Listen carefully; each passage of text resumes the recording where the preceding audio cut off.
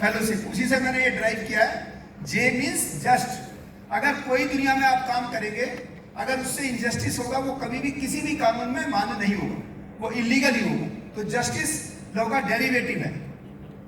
दूसरा है reasonableness. Reasonableness का मतलब है तार्किकता, लॉजिक।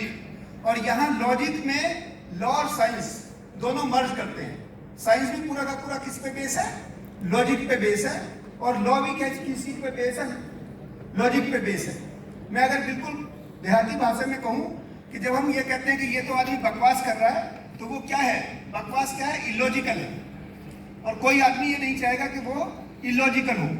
तो अगर आपको लॉजिक लाना है अपनी बात में, तभी आप लीगल होंगे। मान लिया कोई आदमी कल को कानून बना दे, कोई देश, या मान लिया किसी के पास सत्ता का जो पावर है, वो ये कर दे कि साहब सूरज जो है वो पूरब में नहीं निकलता, पश्चिम में निकलता है, तो कानून बन सकता है, लेकिन वो वैध नहीं होगा, क्योंकि ये लॉजिकल नहीं है।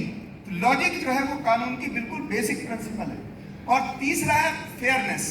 और ये फेयरनेस ही सबसे बड़ा पुलिस के लिए इंपॉर्टेंट है। फेयरनेस का मतलब है पारदर्शिता, जिसमें कोई भाईचारा ना हो, नेपोटिज्म ना हो, ट्रांसपेरेंसी हो।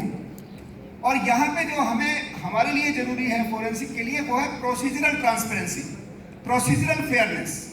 ये प्रोसीजर ही हमें हमेशा सबसे ज्यादा जो हमें प्रॉब्लम करता है कोर्ट में, वो है प्रोसीजरल फेयरनेस।